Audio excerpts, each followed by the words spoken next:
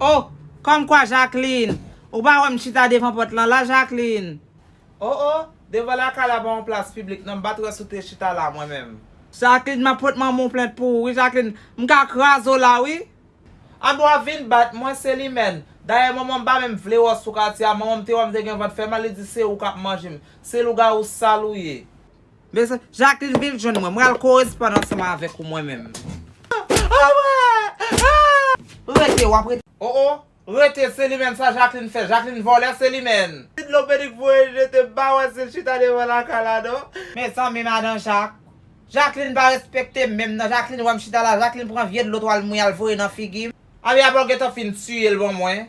Ou get fin leve mon sou li. Moi si tout moun sa moi-même. Lò m de bezwen fè leve zagom sou ti un moi-même. Se chire kom moi-même dal fè pitit pam. Mon ti un la bisket li fin tombe deja. Moun rete apè de leve me ou sou li. Mwen babay moun doit leve men sou pitit mwen pote m plèd pou pitit mwen. Pa fè m bagay ko sa.